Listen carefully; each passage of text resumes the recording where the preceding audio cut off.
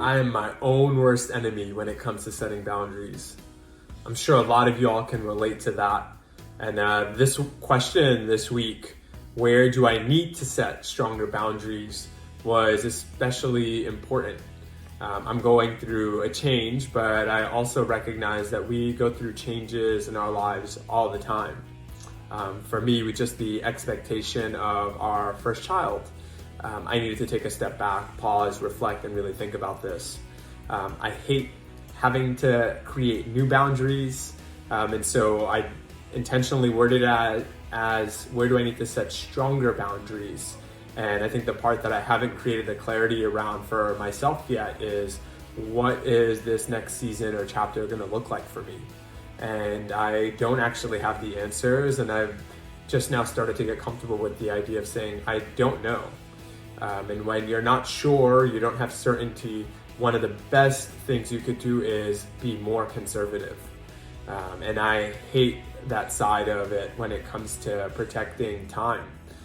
The one thing I love to do and that I get a lot of joy and satisfaction from is helping other people. And so whenever I have any spare time, I usually think about how I could use it to benefit others. And in this case here, just being in education, I know how important it is to be there for a newborn, to be there for your wife, especially in those formative first weeks and even few months after. And so the area I need to set stronger boundaries on are really for myself. I need to self-police, and I've already thought through some of my own challenges in the past where it's been, how do I politely decline, or how do I say no and not offend people? And I think that's just where my mind typically goes, from a sense of wanting people to feel belonged, wanting people to feel accepted, wanting people to feel seen and appreciated. And I just need to be a little bit more selfish right now so I can be selfless with my family. And so the one area that I believe I need to set stronger boundaries on are just any excess time, making sure that I'm not committing to anything new, and taking that on for now. But this is a timely question for anyone at any point in your life. Sometimes we don't take a step back to say, okay, what's changed? What's new? What have I been getting joy from? What have I not been getting joy from? A lot of times we find ourselves in this circle of dissatisfaction or unhappiness because we're just reacting to what's happening in life. And the truth is, like, we are in control. There's no one to blame for that but ourselves. And so waking up and really reflecting on the question this week really made me think about what's coming.